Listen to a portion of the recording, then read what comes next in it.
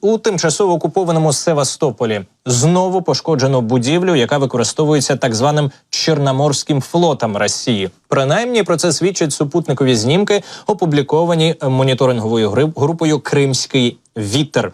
Ось кадри до і після прильоту, який стався в ніч проти неділі. Як кажуть аналітики, друга фотографія підтверджує пошкодження будівлі біля, як вони самі пишуть, Куріній пристані.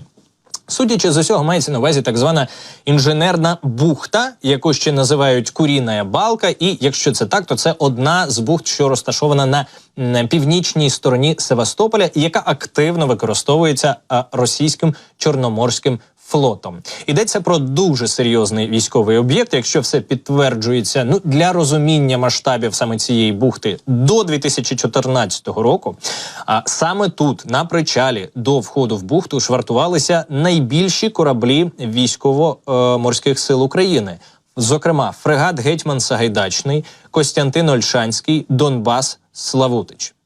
Ну а наступний знімок, також опублікований моніторинговою групою «Кримський вітер», свідчить про те, що з цієї бухти окупанти розігнали всі свої кораблі. У бухті, куди в ніч проти неділі припав ракетний удар, сьогодні порожньо. Рани залізують, вважають аналітики «Кримського вітру». Ну і окрім ураження будівлі поблизу бухти, було також пошкоджено один із кораблів Чорноморського флоту. Спершу у військово-морських силах ЗСУ повідомили, що це тральщик «Кавровець», призначений для боротьби із мінами, але згодом уточнили, що це ще поки не 100% інформація. Вона ще перевіряється і може йтися про ураження іншого, навіть більш жирного ворожого корабля, більш жирної військової цілі – малий ракетний корабель «Циклон».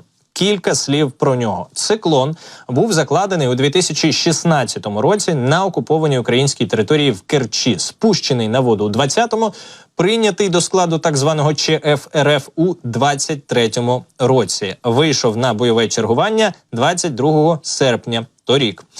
Ну і кажуть самі росіяни, що це перший корабель відповідного проєкту під назвою «Каракурт» в Чорному морі і четвертий корабель такого проєкту взагалі на всіх флотах, якими поки що оперує так звана Росія. Ну і от після удару по Севастополю місцеві пабліки почали писати таке. По информации от источника, на 19 число, в ночь на 19 число был нанесен ракетный удар по малому ракетному кораблю проекта 22800 «Циклон» в порту Севастополя. Удар нанесен 2 баллистическими ракетами «Атакамс», стверджують тамтешні пабліки. Впоследствии удара погибло 6 военнослужащих ЧФ РФ, еще 11 получили ранения. Корабль потоплен. Як згодом заявив речник Сил оборони Півдня Дмитро Плетенчук, дійсно є вірогідність того, що Чорноморський флот в Криму втратив останній носій крилатих ракет. Тобто, в будь-якому разі, потопили його, не потопили, це останній носій крилатих ракет, які вони мали в Чорному морі. І якщо його потопили дійсно, як стверджують тамтешні пабліки, то це, звісно, велика перемога Сил оборони України. Ну, а от що таке, власне, цей тральщик «Кавровець» Чорноморського флоту Росії? Це, в принципі, теж не остання військова ціль. Це корабель спеціального призначення, завданням якого є пошук, виявлення і знищення морських мін та проведення кораблів через мінні загородження. Знищений корабель модифікований і відрізнявся від радянських попередників більш досконалим обладнанням із пошуку та знищення мін, а також зниженим акустичним полем. Його довжина 61 метр, а чисельність так званого екіпажу становить, чи то пак становила, майже 7 десятків істот.